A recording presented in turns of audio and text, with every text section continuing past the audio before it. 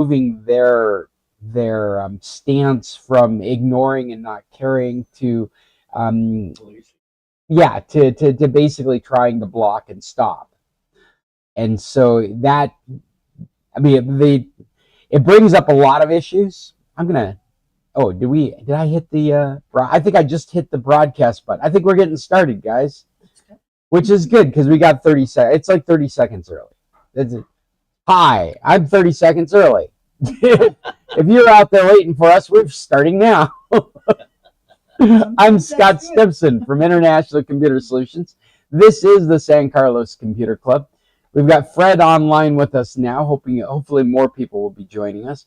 And we've got Christine and Jim here with me in Tequila's. And this is the time we normally start, or in about 10 seconds it is.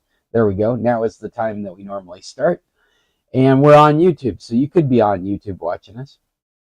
We meet every Tuesday at 10 in Tequila's to talk tech, and we're happy you're with us today. We were just talking about streaming devices because TV in Mexico for expats is such an important issue. And we've got Chester joining us too. Good morning, Chester. Good morning. And because we're in Mexico, we use a variety of different ways to watch TV. Some of them would be considered questionable in the United States or other countries. And those devices that we've used for those programs have proven to be less available since Amazon is taking a more aggressive stance on stopping people from using such programs. If you haven't been paying attention, we've talked about it quite a bit in Club, but our devices are watching us. It is incorrect to assume that any of these large organizations such as Microsoft, Amazon, Apple do not know every application that's on your device. They have easy access to when you're using the applications. Oh, Jim, is that your phone? Yeah. And this has been the case for a while now, that these devices have had the ability, or the parent companies have had the ability to know what you've got on your computers. And what has been in our favor is that they just haven't cared. They haven't taken a position on this stuff. Amazon has now recently taken a position on it. I can't help but think this is that encroachment of enshittification that we keep talking about, where before everybody was happy with their equipment, what they have to offer, but what they were really doing is buying market share until they could tell people, no, you can't do that anymore. And there really is less options out there. And when they decided to take this position, we started looking for an alternative to the Fire Stick 4Ks, which were awesome pieces of equipment. And so far, the one we found is distributed from Walmart in the United States, called an ON 4K Plus. You do not want the Pro. It's the Plus you want. The Pro has those kinds of extra features I was just talking about, Jim, the ones with the Ethernet ports so you can plug in a network cable, USB ports if you want to add expansion to it. The truth is there are ways to pull that kind of stuff off with one of these Plus devices. The reason I emphasize the Plus over the Pro is because the Pro uses the inferior processor. It uses the previous generation's processor and has actually led to people complaining about the performance of streaming. And it costs more. Well, and then what you're paying for, it costs $20 more. Fortunately, that makes it really easy to distinguish between the two products. You want the $30 product. You don't want the $50 product. And I caveat that with if you want the $50 product, you're the person that needs the $50 product. If you don't know what you need the $30 product. Because you're probably using it the same way you would use a Fire Stick, and that in those circumstances, you don't need any of those extras that come with the $50 product, and you can take advantage of the most recent generation processor, which gives you a superior streaming experience. It is a Google TV, or which is an Android TV with a Google skin on it, and that is so beautiful compared to the box we started talking about, the one I got from Temu. Temu is the one I got from Temu, which is an X96 M200. I bought it because people online were raving about this is the streaming box. It does have those extras and the most recent generation processor, plus extra RAM, plus extra storage in it compared to something like the On box. However, nobody's going to take advantage of that stuff except for somebody like me.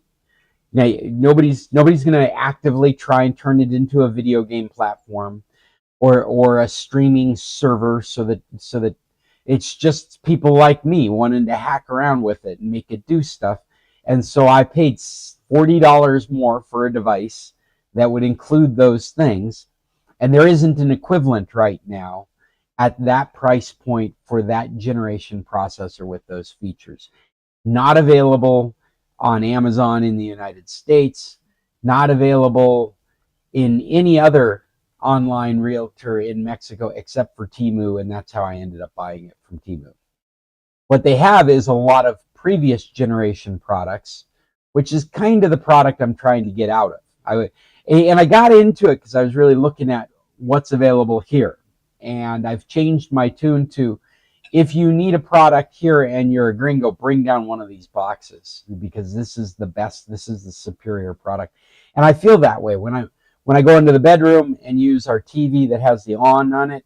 It's just a prettier, more enjoyable experience than this Chinese box that I've got running in my office. However, I will continue to stipulate that because we are using these kinds of programs, Amazon is the kind of business. Oh, here comes my mom. Hi, Mom. I gotta let her in. Hold on a second. Hey, Mom, welcome. Here you come. There you are. Good Hi. morning. I'm glad Good you could morning. join us. Yeah. Well, I was just talking about streaming boxes again, and comparing the different products that I have in my life. And the last point I was about to make was that because we use these for these applications, and we've already seen this with Amazon's position. They have put out equipment now that you cannot install your own programs on. They have to be sanctioned by Amazon. To be fair, is it Samsung? Well, it's Google that's trying to do the same thing. Google is insisting that if a program is developed for Android, it must have developer credentials from Google for it to be in the Google store. So you can't sideload anything on Google's new products. You have to get them out of the store. I'm not quite exact. Well, how does that work? You can sideload products. There are products that will not be in the store any longer because they don't pay Google a certificate fee. That's what's gonna happen. So there's gonna be products that are more difficult to get into your device because they can't be hosted in the store any longer because they won't pay Google's fee to be in the store. And actually, it's not even the fee to be in the store. I'm really misspeaking that. The fee to be in the store is that percentage that they charge every time somebody makes a transaction using your application, either purchasing it outright or doing any online purchasing with that application. Your fee for being in the store is that agreement with Google. But what Google has changed is, if you want to be in the store to begin with, to be available to a market, then you have to have bought their developer tools and have their developer license, or they cannot be hosted. So that's the big change that Google has done, trying to make this stuff more secure. What it really has done, though, is it's locking down more of these platforms so that they can't be used however they want to be used. So with Amazon taking this approach, and we've seen it across the globe, we've seen it in France and Italy. They've showed us screenshots of the older Amazon equipment. And I've said before, I think that equipment will continue to work as long as you're willing to continue to hack it.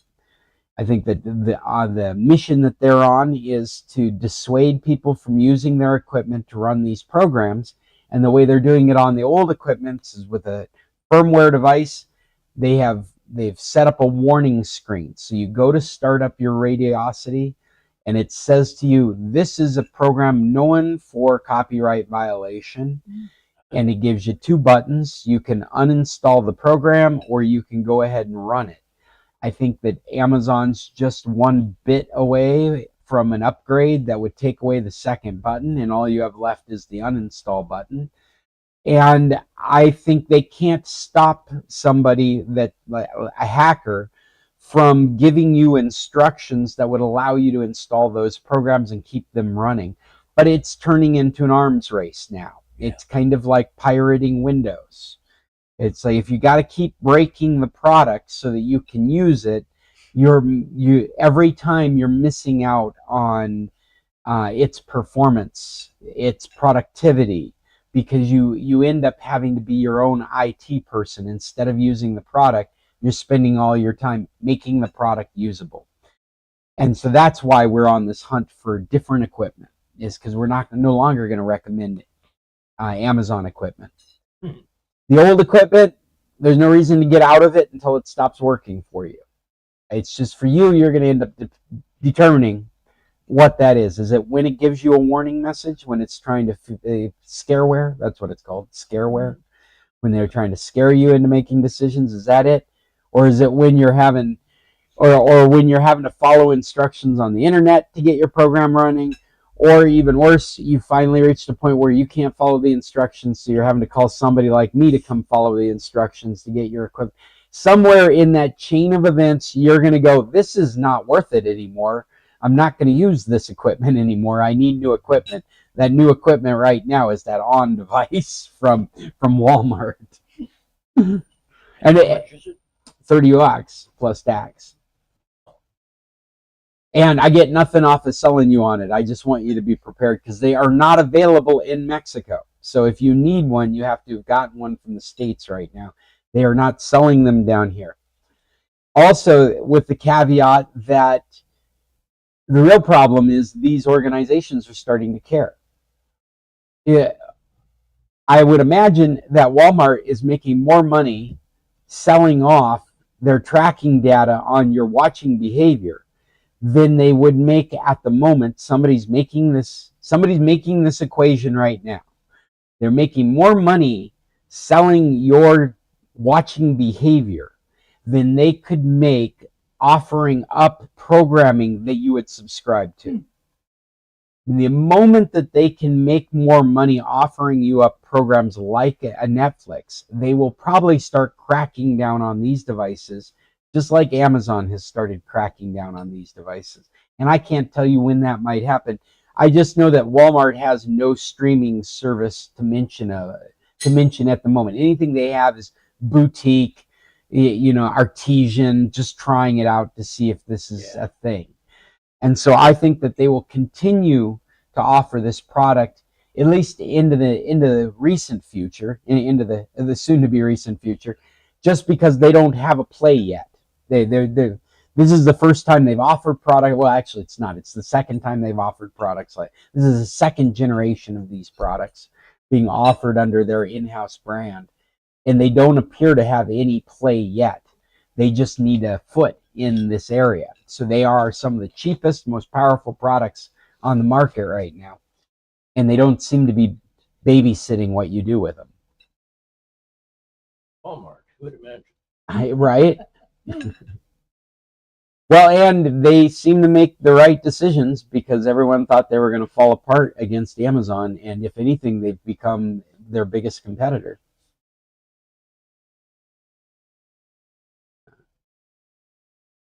So that's all streaming stuff that we've all talked about before. Yes, Christine, you have a topic. This. Well, I have a question about a sound bar. I was looking at them, and it said that you should ideally hook up to an HDMI ARC/E ARC. How do I know? I mean, there are other ways to hook up, like Dolby Digital, but I've already got a headset on that. Okay, you're looking at ARC versus EARC. It says ARC/E ARC. Okay. I don't know what the difference is in the acronym. E is meaning something, but I'm not. It must be extended ARC, like maybe there's more controls. But that's the port you want to plug the sound bar into. How do I tell which port that is? Oh, well, it should be marked on the outside of your display. You know, because of the way you're installed, you might have to actually look it up somewhere. Yeah, or you're gonna have to crank your head back in there with a flashlight. The HDMIs are on the side.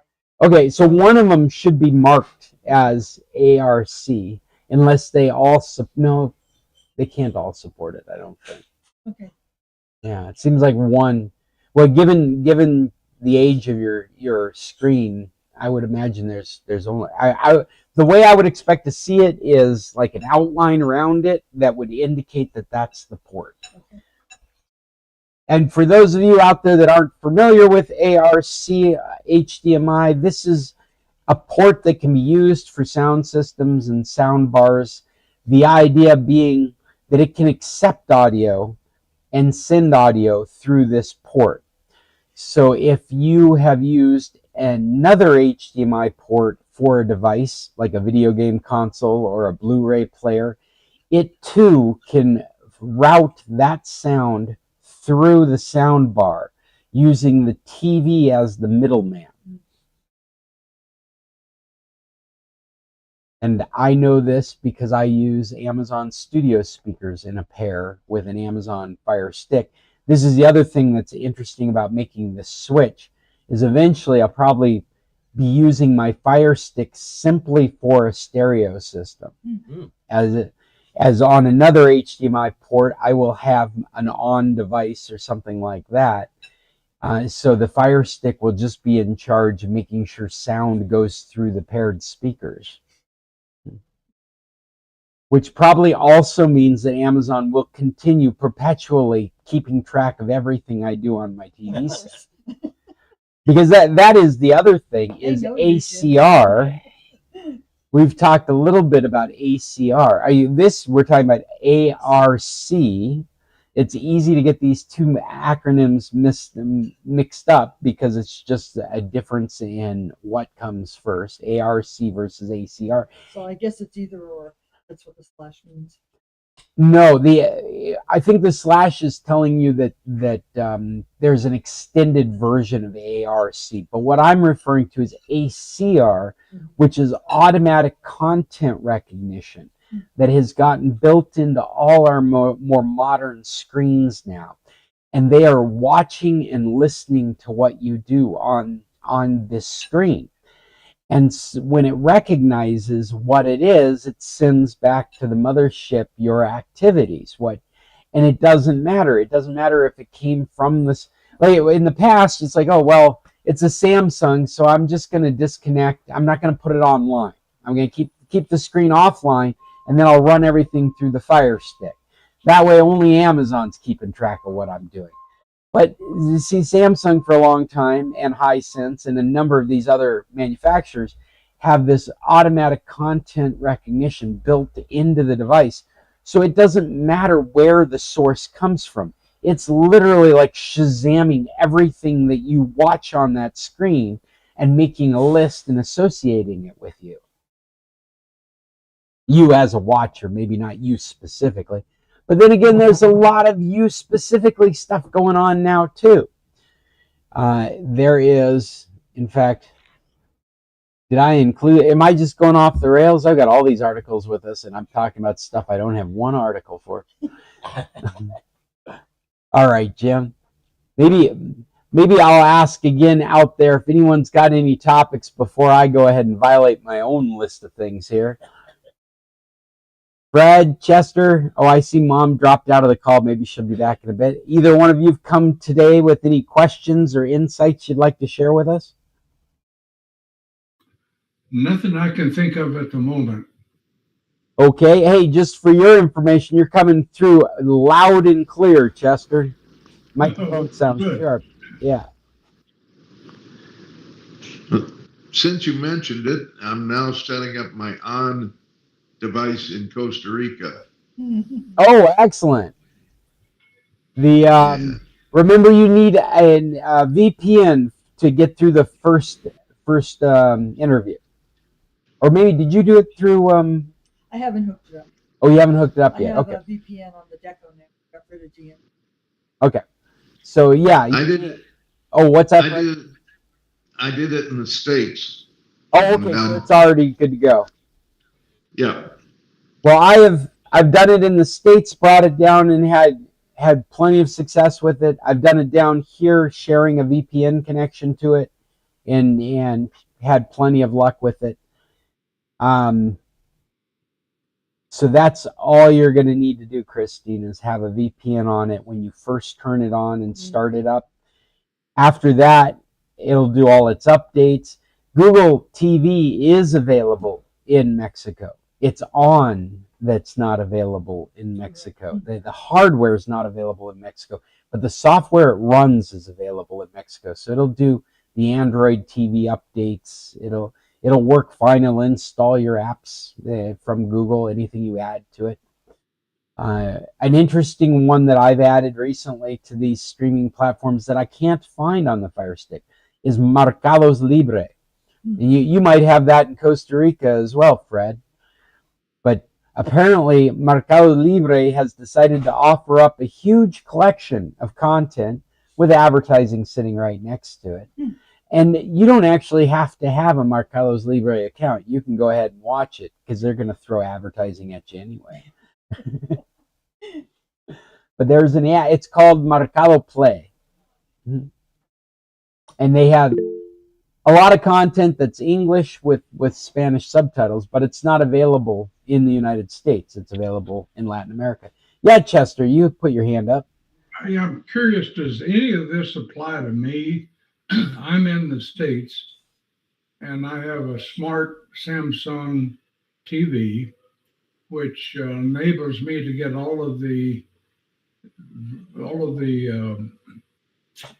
I can't find the word, streaming services that I want. I think what you would be looking for is a better experience. If you're having a great experience, then no, I don't think any of this applies to you. But the device we're talking about is we're talking about it in terms of a replacement for the Fire Stick 4K Max and Plus that have been out there for so many years. So if you were somebody that was about to get into one of those, I'd encourage you to get into one of these on devices. They're cheaper and more open than what Amazon is offering right now. Now, the only thing extra that I have is the, we talked about it once before, where I pick up all of the channels throughout the world. It's like a smart box. Oh yeah. What is it called? Is it Superbox? Is that right? Superbox, which I seldom ever use. Well, the Chinese box I was talking about earlier. Oh, and that's you know what? That's going way back to a digression that I never came back from. The one thing to think about when you're using programs that could be questionable is that Walmart can see inside the box. Hello, Cheryl, I'm going to mute you because you are in a loud place. You can 7653. We would like to remind you that you will be required to show Hi, just checking in, guys. We're in the Phoenix airport, about to board a plane. Oh, all right. Talk to you guys next. You guys have a good trip. Okay. Okay. yeah, so out of the consideration for these large organizations that are absolutely paying attention to what you're doing, but maybe ignoring your behaviors, which is what I think Walmart is doing right now, is that you might want to knock off Chinese streaming box, because in these circumstances, you don't want Amazon or Walmart paying attention to what you're doing. Maybe it's better there's some organization in China paying attention to your watching behaviors. Maybe that gives you more security and privacy in this respect.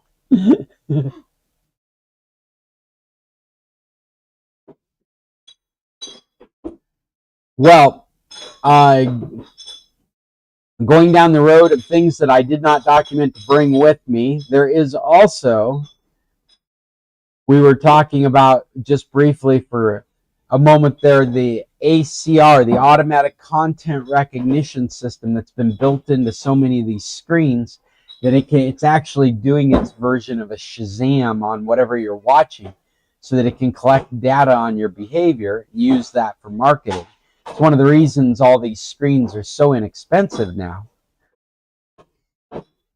Going on that theme, I just recently started looking at some research that's talking about, and I didn't know this was going on, how there is a technology that's an audio content recognition system that has been patented and distributed as a tool that can be built into applications. Gosh, I can't believe I'm ready to talk about this and I didn't bring a reference at all to put in our document. In fact, that's what I'll make a point of trying to find a good reference for it for next week. Audio content recognition for apps. So what's happening right now that is pretty nefarious is that an app developer can agree to include this tool in their app as part of whatever their relationship is with the development tools or the organizations that they're working with. They agree to make this part of the toolkit that builds the application. They agree to put it in a terms of service that you agree to if you want to use the app. And what you've done is you have given that app permission to listen to you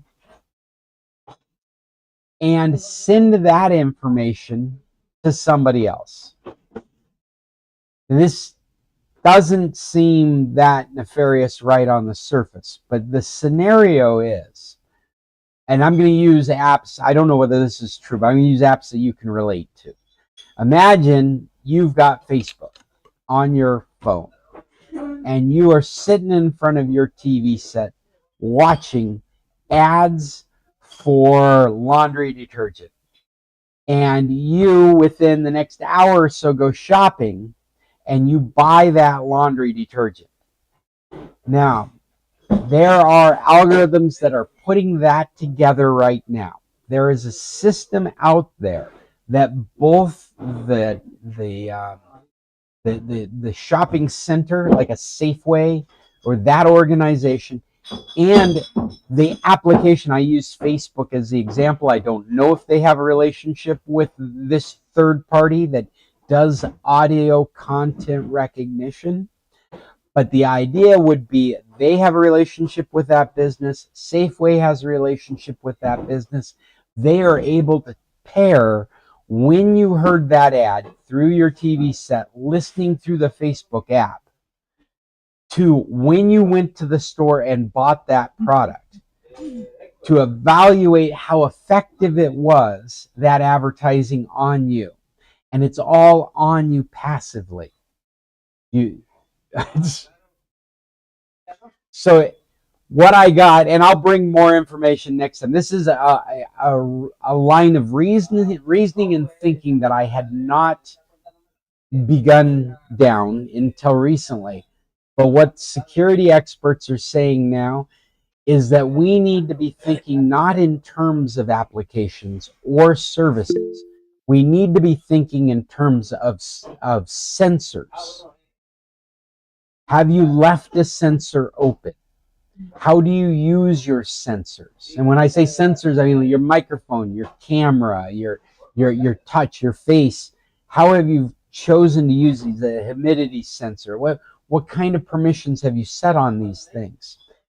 Because you have control over your microphone, but an app like Facebook will ask for permission to use the microphone.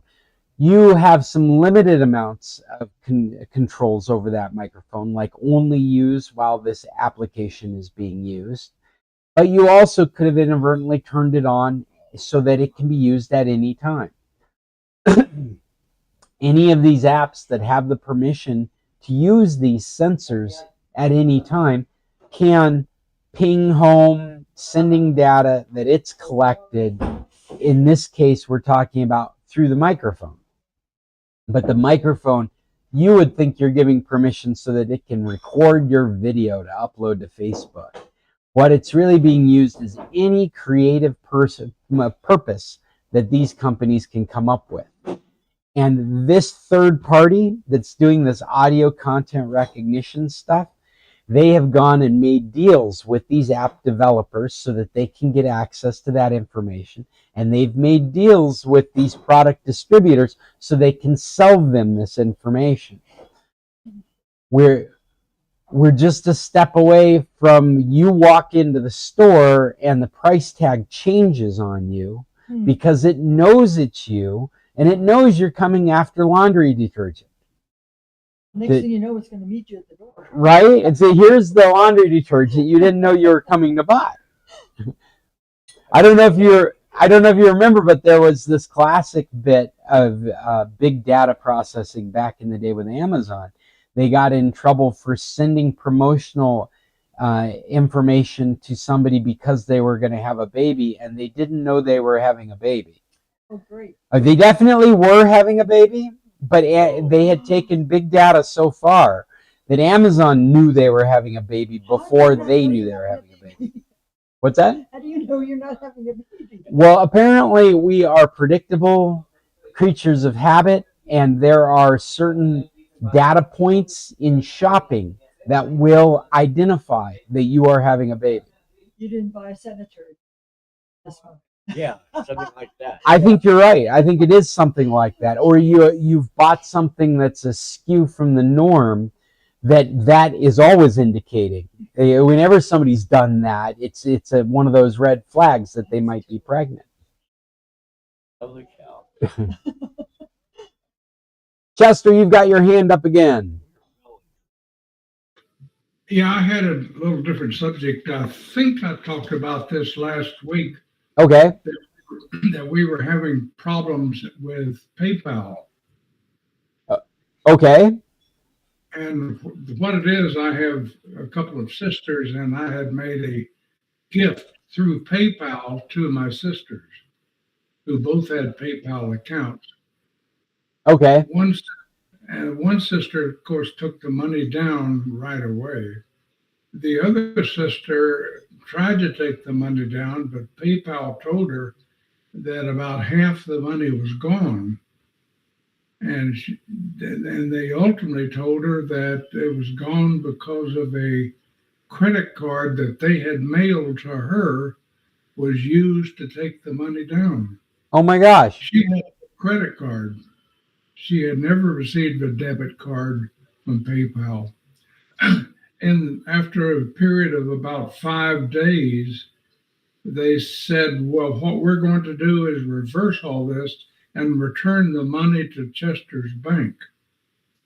And they did this morning. All the money went back to my bank. Wow. It was weird. Well, that's great, but something that I've noticed recently, like PayPal got me into a debit card. I signed in. It's like, hey, you want to try this new debit card? And I'm like, click, click, click. All of a sudden, I have a debit card. Wow. I'm like, that was really easy. Somebody could have done that for me. I wouldn't know I had a debit card out there. I had to come back later because PayPal was trying to get me to sign up for reward options on a debit card that I never intend to use. And it was at that moment I realized it was active. I mean, more than just having it was active and ready to go. So I had to go into PayPal and turn it off. But I feel like they just recently, Chester, have been promoting this debit card idea through PayPal, and I wonder if She they had never a got it. what's Of that? course, she had moved during this last several months, and she never got the debit card and never got a password for it. Well, that's And what I'm wondering if I'm just speculating here, just spitballing, but I wonder if they had a security breach right at the beginning of introducing this stuff. I think they did. Either that or they internally made a mistake. Yeah. And you deducted something from somebody else's charge against her account by mistake. We never had never have gotten an explanation. I just got my money back. Yeah, the way credit has rolled in the United States is just amazing. It reminds me of how venture capital works. They just keep guaranteeing your money so you keep buying stuff. And so they've done such a good job of ensuring their transactions that just keep you happy so that you keep buying stuff. Well, I wish I had more to tell you, but I would caution you about using any debit card from PayPal and also about even using PayPal. Yeah, I have not felt like there's problems with PayPal, but yeah. I think using a debit card online gets really questionable in the first place, just because if it gets out of your control, they can drain your account before you have a chance to do anything about it. I had a friend last year that had to deal with that. They lost thousands of dollars from a debit transaction, and she was able to get it back, which was really exciting because we went a couple of weeks not knowing if she was going to be able to get it back. And the bank finally got the money back for her. And what we learned from that experience was if it had been a credit card, she would have had the money back in moments. Yeah. But because it was a debit card, so what they had done is they tied up thousands of dollars for weeks. She could not have access to that money. And that's painful. Last year, someone cashed a $187,000 check against my Schwab account. Jesus. What? That's an amazing amount of money to be cashed. I've lost you. I'm sorry. Oh, you can't hear me? Hello? Chester? Can you hear me? Chester? I see indicators that I'm making. Fred, can you hear me? Fred? Fred? Fred? I see indicators that I'm making noise here. Okay, I can hear you just fine now. Oh, okay. But for a minute or two, I lost everything. Okay, I wonder, it must be going on your end. Fred says he's been hearing me fine. Oh, well, I've been hearing you, but not seeing you. Oh, well, that may be a different issue. So how did they cash a check? Did they have the checkbook or? Well, Schwab, I mean, that's part of the deregulation, right? Is that these institutes are able to do regular banking? Yeah. Well, Schwab has always had a bank, but what happened is that I had an agreement with Schwab for overdraft agreement, and so oh my whoever Schwab allowed this $187,000 check to go through was relying on the overdraft agreement. I no longer have that. I got rid of it. Holy cow. Yeah, that's crazy. In fact, you're reminding me that I've got that set up on my credit union to go right into the savings account. I should turn that off too, because I would rather them thrash my credit than get caught by surprise. It's the advice, you know, you look at the world we're living in now. It's exactly the advice I gave my daughter when she was setting up her bank account. I'm like, don't turn it on.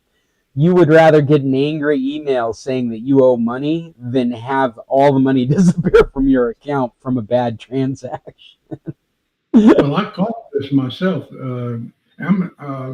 Schwab did not catch it. I caught it because I check my account every day. Yeah, no, there's too much onus being left on you for that kind of accident. It's interesting. I wrote a check to somebody for $1,300, and my bank contacted me right away to make sure it's valid. Yeah.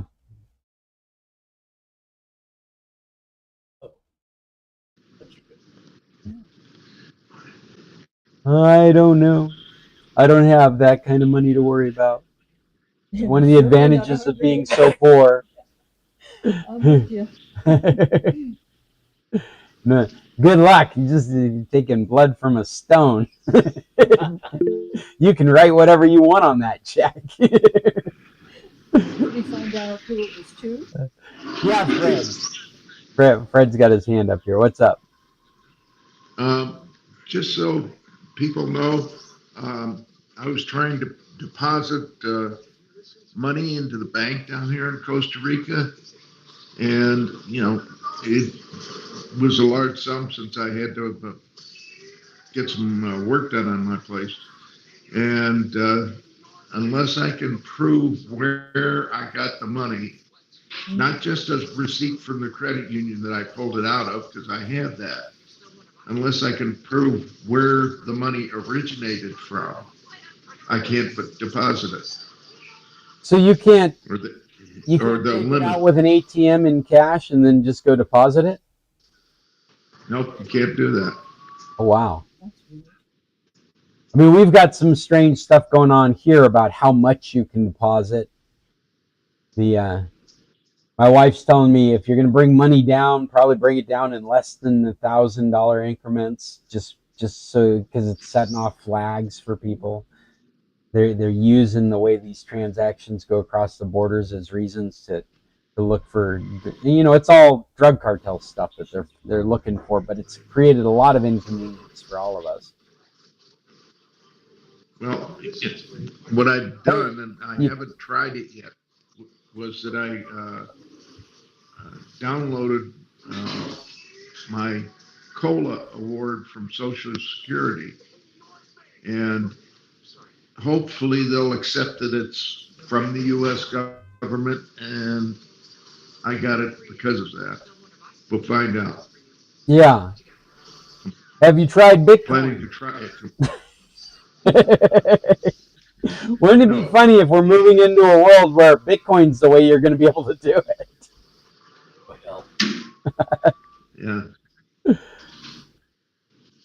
Yeah. I haven't checked this morning. I was wondering how the exchange rate is with Trump and. Are you talking about what, Greenland. Mexican peso?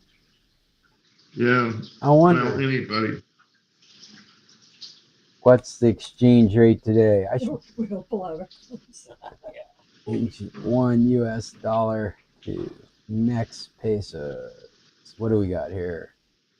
It is 17.6 to 1. It's gone down. Gone down. I don't understand this administration. How can the dollar be stronger? How can the markets be climbing again?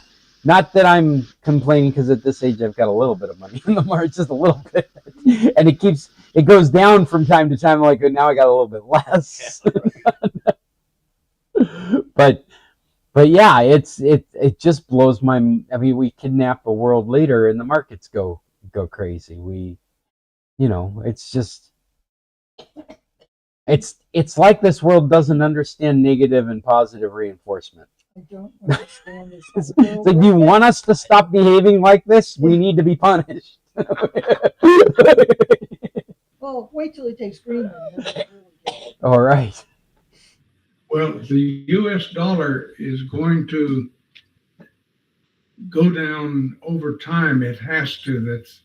They have to really keep issuing new money in order to get inflation to destroy that debt. They've got so much debt they can't pay in the United States that the only way they can deal with it in the future, if they can't deal with it with massive growth, is they have to deal with it by discounting the US dollar in the world market. Well, and what you mean by that is just printing money, right? Yes, printing money causes inflation, but it also devalues the dollar. Yeah. And ultimately, the dollar will be no longer used as the world currency. That's when Bitcoin takes over. Well, maybe. Go to Costco and buy Hey, I'm still a strong believer that a solution like Bitcoin is what is needed, because it's decentralized and you can't have money just printed when a country needs it. The value is well, what's the word I'm looking for? It's statically attached to it. My comment to you would be that whatever Bitcoin is, it does not produce anything. It does not pay interest. No. And it is therefore a risk as to an investment, as to using it as a vehicle, as money. That's fine as long as you don't invest in it. Unfortunately, it is the crypto bros and this whole evolution of finance that has given Bitcoin such a bad name, because people have used them as financial devices, as currency in the long run, as currency. My mind of thinking is a value that we all can agree on, that can't be affected by an individual world power. There is no central bank. It is a decentralized way of exchanging value with people. That seems like the solution. What is mining Bitcoin then? Well, that's yeah, it gets very complex, Chester, but that's the way that they've been able to determine how to assign value, and that's the other side of this that bothers me. I think what I was starting to say was, I think a Bitcoin type solution is the solution. One of the other problems with Bitcoin, though, is the sheer amount of power that's needed to generate Bitcoins. Just the fact that we're boiling oceans for this concept of value exchange. Yeah, but it can't be good in the same way that we're doing it for AI slop as well. None of that is good decision making. But as far as our financial situation, our economics, and the way that we run economies in an information age, it feels like we want to be able to say this has value, a set value that can't be influenced by a world power. There isn't a power out there that can start printing out more Bitcoins to deflate the value of the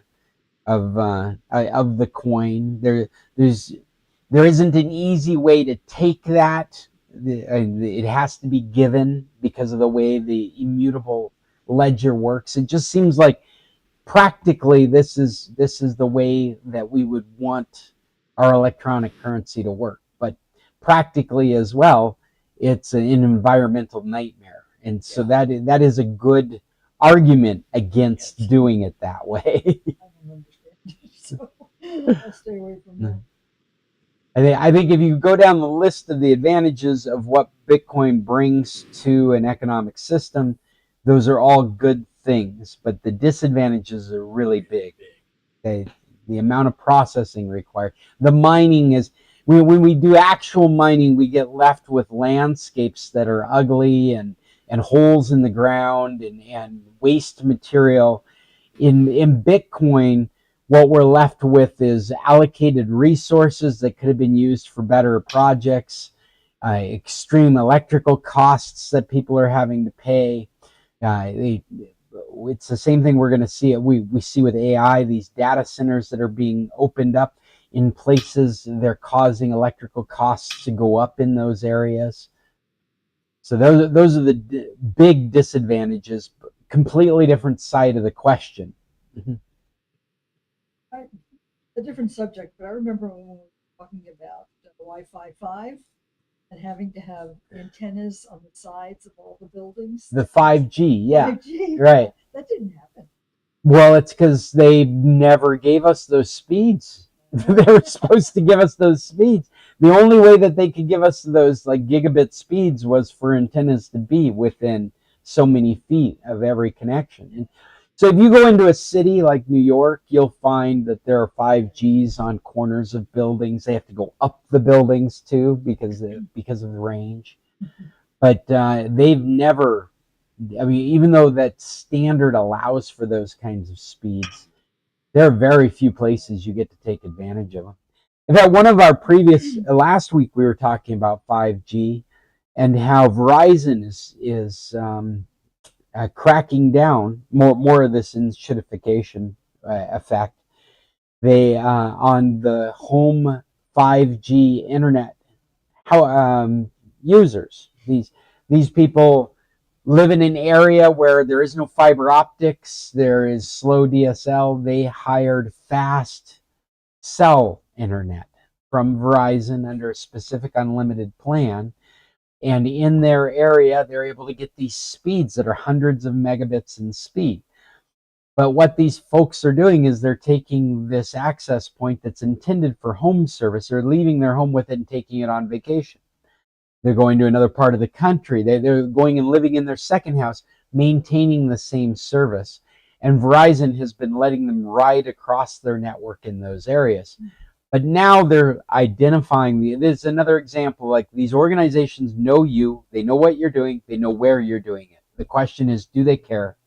Are they going to put any of their resources into policing your behavior? And Verizon is now doing that. They are insisting if they find your access point in an area outside the area that you contracted, they will drop your internet speed down to dismal levels until you are calling them and renegotiating your contract for that area you're in. Depending on the area you're in, you may have to work out a new hardware agreement, a completely new house agreement, or you might pay a service fee to move from one location to the other. It has to do with the area you're in.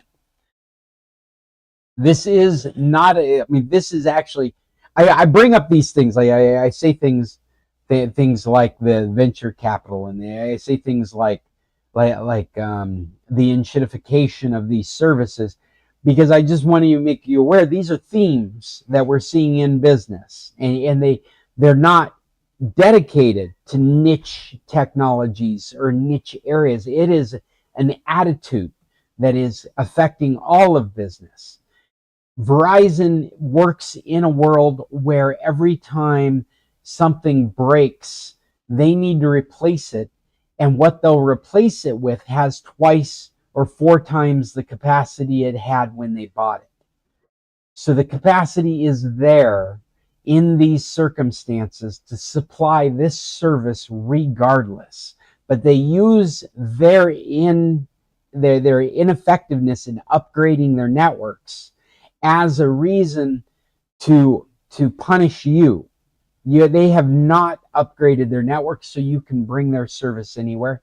They're saying you've signed a contract saying you'll only use it in this area. They've taught you that is the legal definition of what you're doing, so that if you go outside your area, you're doing it wrong, and now you have to renegotiate your terms of service with them because you're doing it different than the way you've done it before, when in reality, they've probably got the broadcast spectrum. If they don't, by next year, they probably will. Right. They should be focusing their energies on upping their network all the time. That should be what you're paying for. When you pay your service fee, it should be because everything's getting bigger, better, faster. It is getting bigger, better, faster, not for you, just for them to be able to offer you more services, Right. for them to up the bill on you. Mm-hmm. And that's why I keep bringing up these analogies, is because it's happening across the board. It's happening in all these businesses. It's the reason that you pay $16 a month for Netflix instead of $11 a month for Netflix. It's happening everywhere. Yeah, Fred. Fred's got his hand up. Yeah, anybody have experience with Starlink? Yes. Yeah, Christine here has her own Starlink. I've set up a number of Starlinks around town. What's your question there, Fred? Well, they offer a base station and they offer a roaming station. Uh, I was wondering if you could switch between the two and what happens with the bill? Does it go down when you go roaming? I think, yeah, that's very interesting. Can you switch between the two? It seems like last week we were talking to somebody who was telling us was it you that has one in two different places? You have Starlink? I have two separate Starlinks, one here and one there. So two separate installations, hardware installations. Christine is managing them through the one app. Right. And one has been purchased as a Mexican service and the other has been purchased as a US service. But she's managing the payments through the same app. She can switch between the two different installations. Then do you turn off the service back home? What I did is I put it on pause, so the bill went for $120 a month. And Did you hear that, Fred? Yeah. So she pauses the U.S. service while she's in. Do you pause the Mexican service when you're in this? I just learned about it, so yeah, I will do that. So in her circumstance, it's not moving the same service between two installations. It's having two different installations contracted. Now, the roaming station you're talking about is their most recent product. It's a dish that has a Wi-Fi base station built into it. And you just put it out and it broadcasts Wi-Fi for you to connect to. The idea of it is to be mobile. Like you would carry it around in your car, you take it backpacking, you go on vacation with it. But I have not heard of moving a contract from one piece of equipment to another. I don't know anything about that, other than a piece of equipment breaking. In fact, Christine had that experience. Yeah, Both, yeah. In the U.S. and here. Oh, in both places, your equipment failed at one point, and they had to send her new equipment. But they warrantied it, right? Yeah, so far I've been lucky. Yeah, so she didn't have to buy a new dish or whatever it was you needed. If it came out of the box, then they guaranteed it. And the one down here I bought through Home Depot? and they still guaranteed it. Yeah, Home Depot is just the distributor, right? I'd imagine if you had a problem in the first 30 days, you could have put it back in the box and brought it back to Home Depot. Yeah. The other thing that I've been very pleased with, and you probably have to have an account, but I go to their support page and I ask an in-depth question. It's probably AI, but the answer is spot on. It's incredible. That's good to hear. It really is the killer app around here. I have to remind people all the time, they are not installing fiber optics in San Carlos. They're hooking up old fiber optics that pre-existed before you bought your house in that area. But water and sewer are coming. Yeah, hopefully. In the Ranchitos, a lot of water has come. It's because we can see it all over the place. I think they're hooking up F today. Oh, yeah? Well, we'll see. I was just, it's always disconcerting when there has been no rain, but you're driving through mud every day. There's way so much. But I'm really interested about this Pennsylvania thing, and Google is giving permission to. Oh, in this list of topics that I've brought. Pennsylvania court says police can sift through Google searches to find suspect. Then they can shoot him. Fred, I added that last part. Chester, we have 3 more minutes. I'm going to open up the next meet in case you want to join us in that. It'll be sitting here ready to go. And you're referring to this article from December 30th on TechSpot. And what this is that Pennsylvania has said it's okay. And they've done it in this particular case where they were trying to track down, I think he's a killer. Yeah, a rapist at least. And they just asked for a ball of data, which you weren't able to do before. You weren't able to go to Google and say, what has happened in this area for the last week? Can you just give me everything? And I guess we've done this with cell towers to some extent. Like we've known an area that a crime has taken place, and they've been able to get a warrant for a particular tower's data, and so you could track down phone numbers that were connected during the time of the crime. Or I'm sure that's a thing, or at least it's a thing on TV because I've seen it a lot. But in this case, this is as arbitrary as search results. They have asked for search results during a period of time that basically would have come from anyone in that area. It didn't focus on a specific suspect. Not a specific suspect. And in my cell tower, Jim, you're gonna have to kill your microphone. I did. I'm gonna kill your microphone. There we go. So in my cell tower example, they have to focus on the cell tower. At the very least, they have to go after the data of the cell tower. This is a warrant for search data in a general area. So they basically wanted everything everybody was doing on Google during a period of time in a geographic location. They built up a profile of somebody that could, I hope he was the rapist, I really didn't get deep into it, but they write the article as though they caught the right guy. So I'm hoping they did. But they had nothing. These search results are what started the investigation on this guy. And he looked up her address twice before they asked. That's right. So they used his behavior on the internet to determine that he was a suspect. They did not have a suspect. They weren't looking for background on somebody that they were investigating. They were looking for people to investigate. This reminds me of if you guys ever saw the movie Gattaca.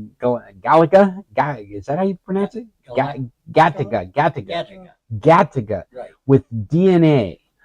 And you don't know if you remember that story, but people were able to pay to have their DNA changed, and so poor people were not able to get the best jobs because they didn't have the best DNA. In that story, a crime has been committed, and the police go into the area that the crime's been committed, and the way they do their investigation is with vacuum cleaners. They go all throughout the crime scene, vacuuming every bit of lint and dust that they can find. They pour it all into a processor, and they get a list of all their suspects. This says he was sentenced to 59 years to life in prison. Yeah. And he worked with her husband. It's really hard to take a stance against these behaviors when it's pretty obvious he was the one that raped him. That the legal system is using this. They were able to track him down. They convicted him not with this information, but with other things they found in the investigation. And so the real question is, should they be arbitrarily looking at the internet activities of a general populace during a period of time? It's literally a fishing expedition, right? Yeah. It's like sucking up it's like vacuuming DNA in a location. Ancestry.com and finding a relative that leads you to that person. Yeah. Yeah, it's effective. The ancestry thing, I think I feel more comfortable with. I don't like it, but I feel. I mean, if we're talking in relative to situations, I feel more comfortable with that than I feel they're looking at everybody's search results. Yeah. That bothers me. That bothers me that they can be given that kind of information, because that can be used for any number of different data models. They just happen to use it for this. Yeah.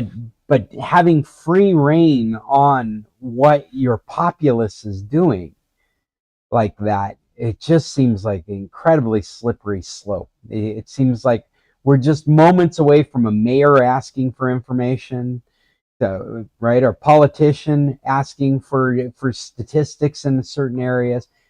And Secretary of Homeland Security asking.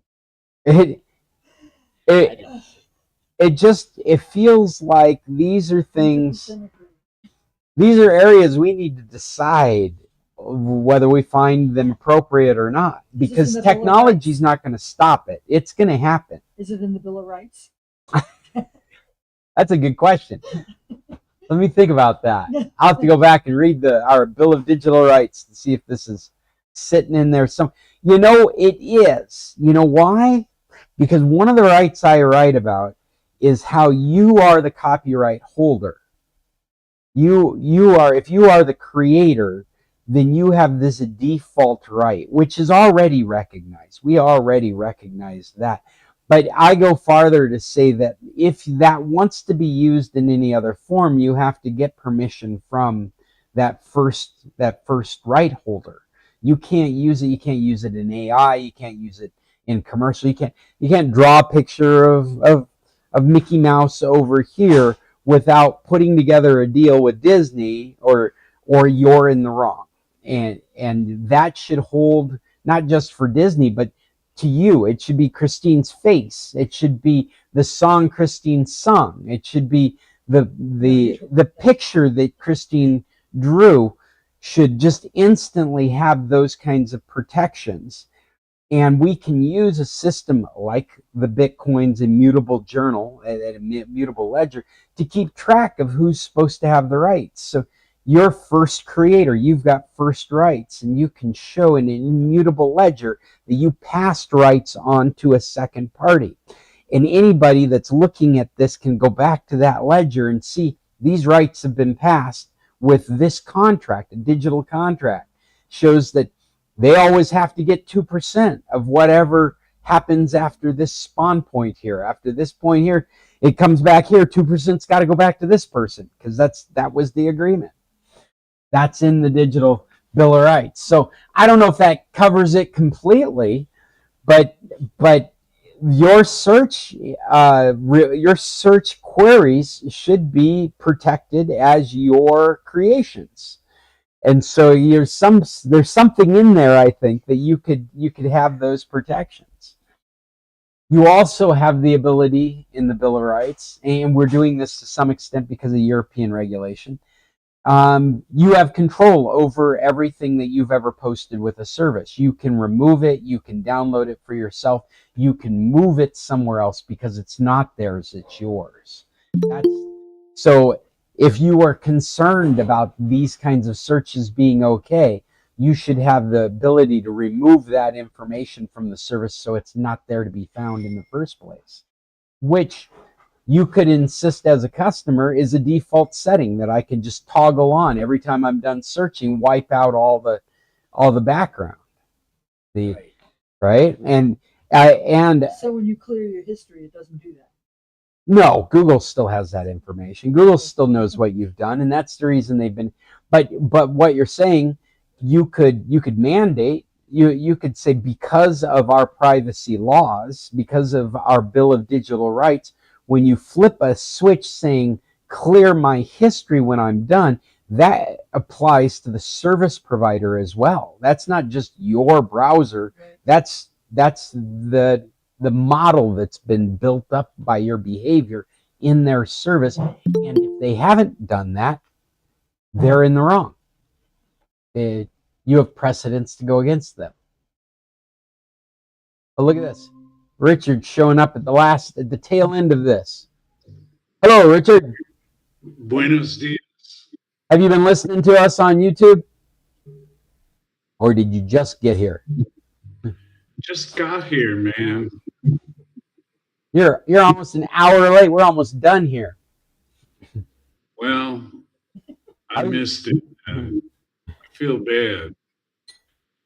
Well, it turned into the same thing as always, just ranting about big service providers taking advantage of their customers.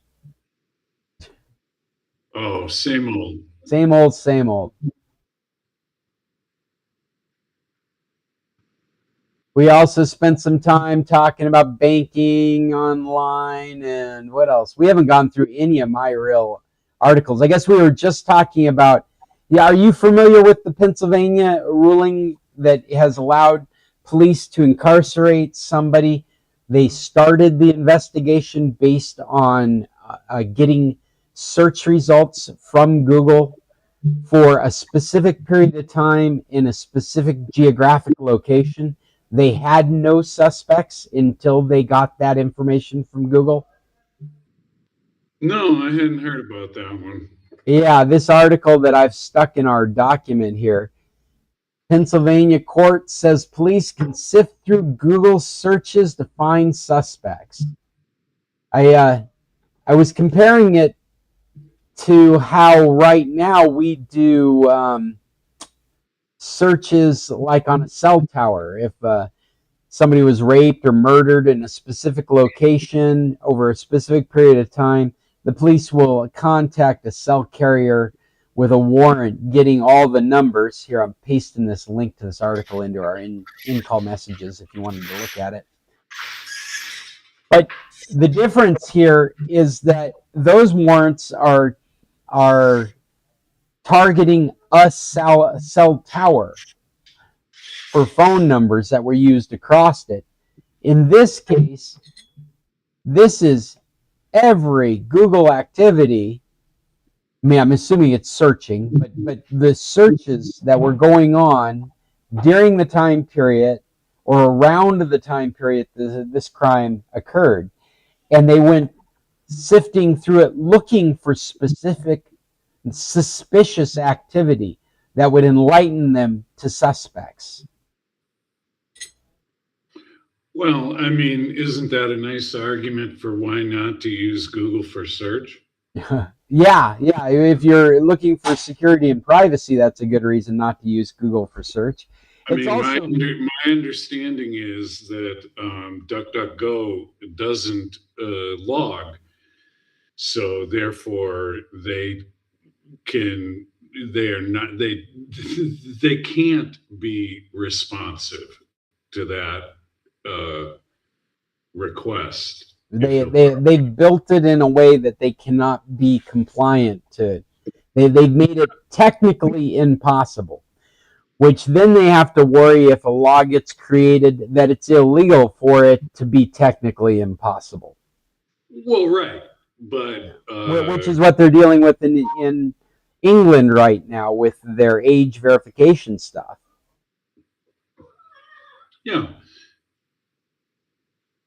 Yeah. Well, it's you bring up a good point, especially because I mean, if we wanted to bash on Google just specifically, their search results have gotten so poor compared to alternatives like DuckDuckGo.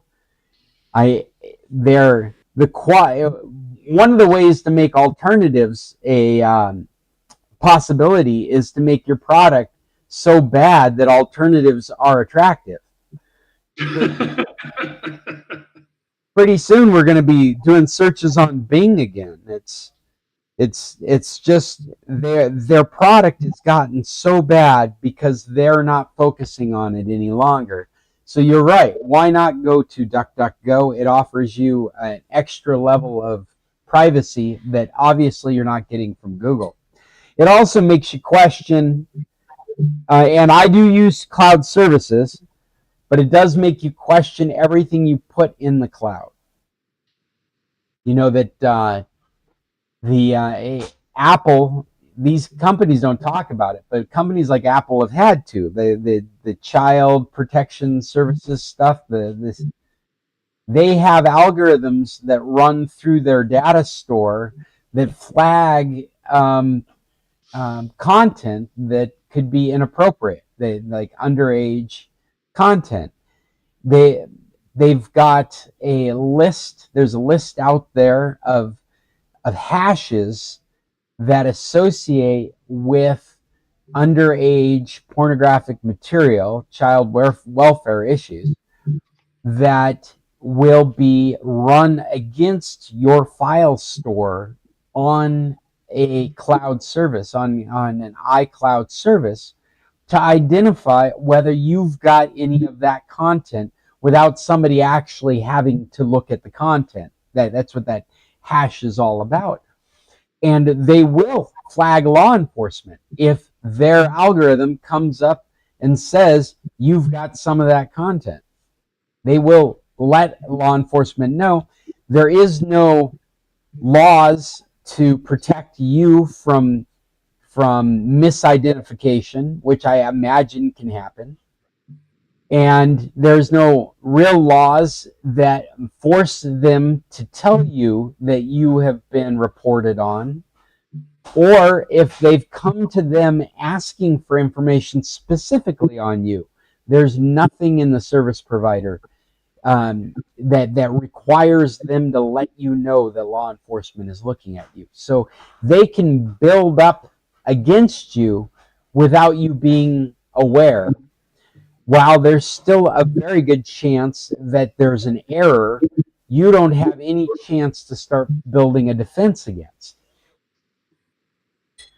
And that's not really the point. The point is we have these systems in place. They exist. What we don't have is any protections against them. We have not done anything. We've done so many things for the children, we've forgotten to protect our digital personas. We've forgotten to protect ourselves. Yeah.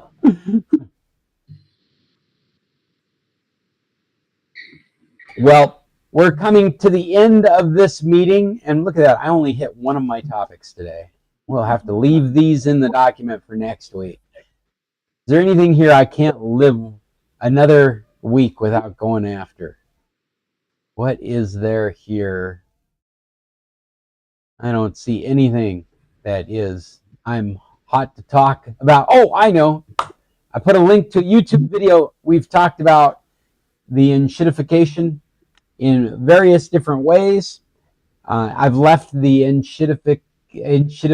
financial crisis article in our document from last week. Richard turned us on to this. This is Corey Doctrine, talking about our financial systems and how they've gotten worse and worse. The financial crisis we find ourselves, our man-made financial crisis we find ourselves in. This is a YouTube video that really makes it easy to understand the life cycle of what's going on in business. It points out specific examples and gives you like this third eye so that you can look at these things that feel uncomfortable and you don't understand why they're getting crappy. You can look at them and go, oh, this is the thing they're talking about. This is what that enshittification thing is all about. This YouTube video is very easy to follow, and it's got some great points, and so it's linked in the document here, and I recommend everyone to take a look at it. If you feel like you've been lost every time I say enshittification, this will clear it up for I you. finally got the pronunciation. And if anybody has a problem with my language, remember, words are okay. Words like cocktail are okay. We're not being vulgar over on this end. At this point in our meeting, we typically like to talk about some recommendations. However, I'm with a crowd that doesn't. Christine, do you have a recommendation? Yeah, I started watching the second season of Night Manager on Amazon Prime. Oh, good. Yeah, it's a John Le Carre adaptation. It's excellent. Really good. Yeah. Excellent. The Night Manager. I've seen it advertised. I haven't watched it. Is this Is this who's this with? Is this Benedict? Tom Hiddleston. Tom- And the guy from House. Hugh Oh, okay, Laurie. Hugh Laurie. All right. I think. Yeah, it's a mix. When is this a retelling? Because I feel like I've run across The Night Manager before, Well, and there's a Night Manager on, I think, Netflix, which is different. ah, This is about from John Le Carre. There was an episode, or the first year was like 10 years ago. yeah, no, that sounds right. Because Yeah. the date I was seeing made it look like this started like in 2019 or Yeah. 2018 and had been going for years. And I thought this was supposed to be a new show. Yeah, and this is the second season. Oh, It just started. When you guys, oh, so you're saying this is a second season to that show that was 10 years ago? Right. Oh, that's the reason I'm confused. That's quite a span. It is. then wasn't there an FBI show, The Night Son's Brother, young FBI With the agent? young guy, yeah, that's on Netflix. It's totally Totally different thing. I know what you're talking about. Yeah, And where that was he. good too. And That was good it's too. coming out. Ah, interesting. Oh, yeah, you're good to go. If you want to see a really wild film, it's an old film, The Night Porter with Dirk Bogarde. What's the name of it? The Night Porter. Night Porter. Night Porter. Brilliant film. I'm gonna look it up. Yeah, dude. I don't know who would be streaming it. It's old. I mean, really old, like 70s. Well, we'll put it in here with Just Watch. And oh, I wrote Lust Watch. That's a whole different website. The whole different website. Yeah. Say, wait, don't put that on YouTube. Okay, The Night Porter, 1974. Available on Prime Video to rent for $4. And HBO Max for a $11 a month subscription. And that's it. I'll go do HBO Max when all the pit is available. Ah, And then now streaming. that's all in the U.S. I wonder if it's available in Mexico. Let's see if we can get it in Mexico through a service. This Just Right Watch has been really good for identifying legitimate services. You can watch it for free in Mexico on a service icon I have never seen before. It's called Artiflix. Huh. Artiflix. Artiflix. A-R-T is in Tom. Yeah. Like art. Arty. Artiflix. And It's it's usually saying porn. that in Mexico you can watch it for free. But then this thing's trying to sell me packages. I already have an account. I won't be here next week. I have a doctor's appointment. Oh, we're gonna miss Christine next. And the week after that, I'll be. Well, Just Watch says you can watch it for free. Prime Video says you can watch it for free because you can sign up for Prime Video and get a month for free. Yeah. That's why it says you can watch it for free. Take advantage of the free month. Use your extra email account and just make up a free month. Check out Mercado Play. That's going to be my recommendation. Mercado Play in Mexico. They've got a huge collection of TV and movies that are available for free to watch, and I don't believe you have to have a Mercado Libre account. I think anybody can just show up. Mercado? Mercado Play. Mercado Play. Yeah. There is content in it that doesn't have English, but there's a lot of content with English. And it's an offering from Mercado Libre, which we know is actually owned by eBay in Latin America. But I've always felt like Mercado Mercado Libre has done a better job than eBay has done a better job in Latin America than eBay has done in the United States. Yeah. So if you were to look for this address, it would be play.mercadolibre.com.mx. Isn't that an easy one to find? Play.mercadolibre.com.mx. I have approached this website. I'm not signed into my Mercado Libre account. I'm going to start Norbert. Actually, that might even be enough to flag my... Disfruta de series y películas gratis en la comodidad de tu hogar. Mercado Play te espera. There it is. It's starting right now. I'm not going to let it run because maybe YouTube would flag me. It's got English audio with Spanish subtitles, which a lot of the content is like that. So I've come to Mercado Libre. I have not signed in. I've paid nothing. Think of it as like a channel on your TV. You're going to get advertisements, but they have a huge collection of stuff you can watch. Cool.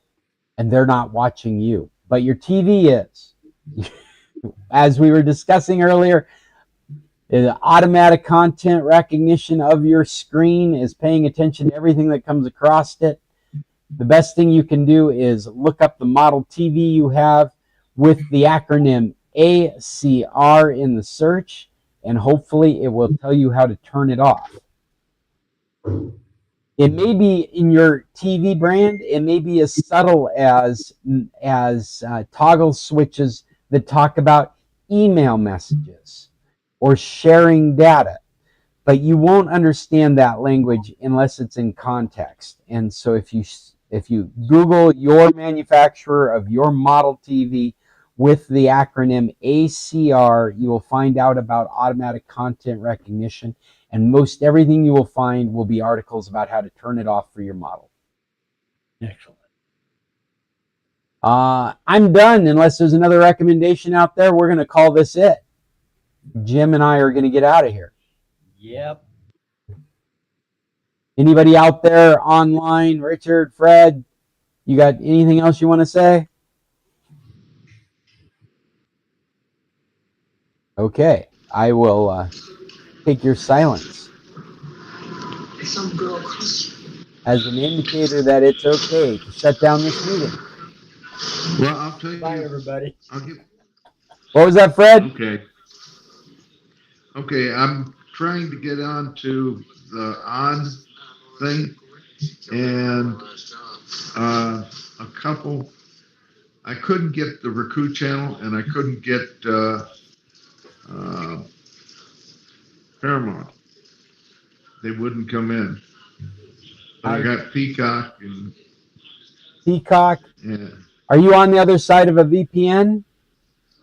No. Okay, so that might have something to do with Paramount. Might. You're in Costa Rica right now, right? That's right. Yeah. So you might look at what is available in Costa Rica, because without a VPN, then you're limited to whatever's available. Like, for example, the ON comes with Google TV. Google TV comes with free live TV. It's not available outside the United States. It actually pulls the icon right off of the platform. Well, I got Netflix and Prime and YouTube and Peacock and PBS and Apple. Yeah. Those all came in.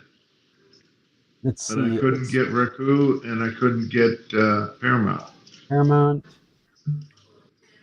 Plus. in Costa Rica.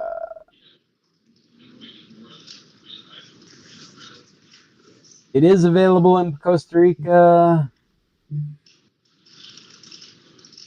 I wonder why you can't get it. I don't know. You might try side loading it. Okay. Well, instead of getting it from Google. It worked in the States, and I had no trouble with it. You did have Paramount Plus installed in the States? Yes.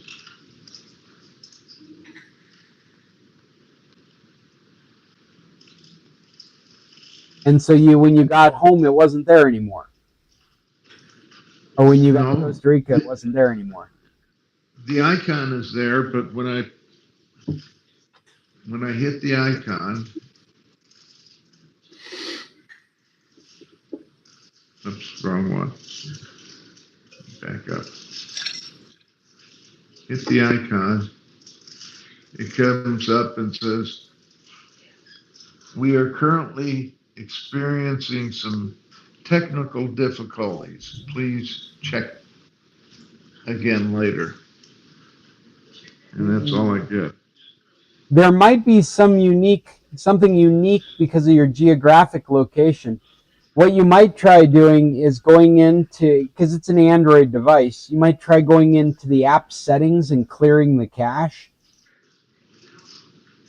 Okay. That way you're not uninstalling the app. I'm assuming that you're able to install the app if you uninstall it, but I don't want to take that risk without knowing.